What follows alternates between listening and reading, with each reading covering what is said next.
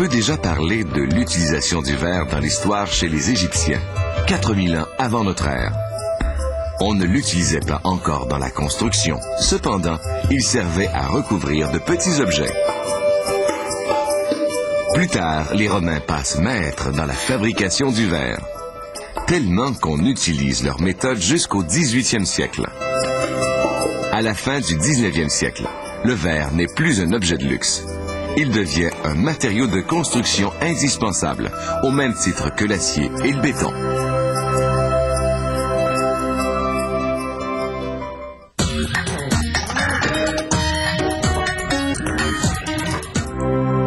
Le verre plat, transparent, est fabriqué à partir de plusieurs matières premières mélangées avec un peu d'eau. Ces matières premières sont la silice, le carbonate, la dolomie, le calcaire, la neufline et le sulfate. Tout débute en faisant tomber dans la trémie les morceaux de verre recyclés et les matières premières. On va tout faire fondre. Cette enfourneuse pousse, de façon continue, les matériaux dans un four à verre alimenté au gaz. Il règne dans le four une température de 1500 degrés Celsius. Il contient 1500 tonnes de verre liquide. À chaque jour, on en utilise 500 tonnes. Dans cette chambre de régénération, l'air de combustion est préchauffé à 1000 degrés. Les matières entrent en fusion. Ces bouillonneurs brassent le verre liquide. Cet homogénéisateur mélange le verre afin que sa température soit homogène. Le coulage sera effectué dans quelques heures. Dans l'industrie, on appelle cette machine un top roller. Le verre est coulé sur un bain d'étain liquide sur lequel il flotte. Puis, mou comme de la tire d'érable, il est moulé en un ruban. Chaque équipement situé dans le bain d'étain est refroidi à l'eau pour éviter qu'il ne se brise sous l'effet de la chaleur. À sa sortie du bain, le verre est à 600 degrés. Il faut que le verre refroidisse encore. Cette étendrie sert à refroidir le verre. Cet énorme ruban de verre possède une largeur de 3,30 mètres.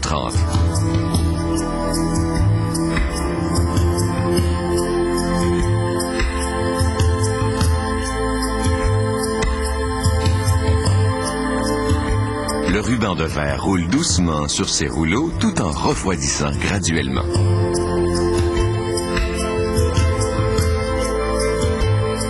Le verre est encore mou. Les vagues que l'on peut apercevoir sont en fait les empreintes laissées par les top rollers. Le verre doit posséder une épaisseur uniforme. Ce scanner laser mesure son épaisseur avec une précision d'1 centième de millimètre. Le verre est maintenant assez dur. On procède maintenant à la coupe. Cette roulette en carbure de tungstène, ultra résistante, effectue le rayage longitudinal du verre avant qu'il ne soit taillé. Maintenant, on procède au rayage transversal, réalisé selon les dimensions requises par les clients. Le verre rayé se séparera facilement. Les morceaux de ruban de verre sont séparés, puis ils poursuivent leur chemin sur ce convoyeur.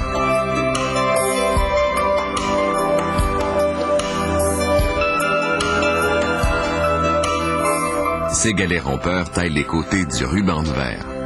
Les retailles obtenues tombent au sol, puis dans une chute. Ils seront par la suite recyclés.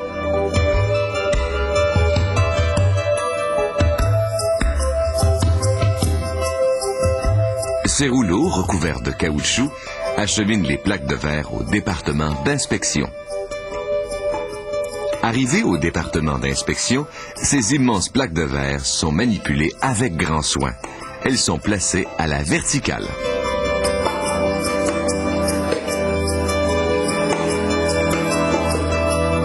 À l'aide de lampes fluorescentes, on inspecte le verre à la recherche d'éventuels défauts.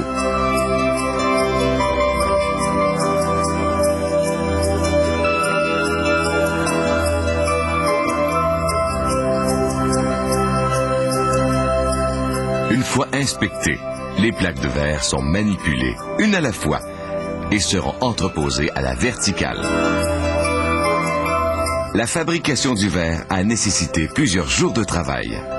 Il est prêt à être livré. La fusion a transformé des ingrédients solides en du verre transparent.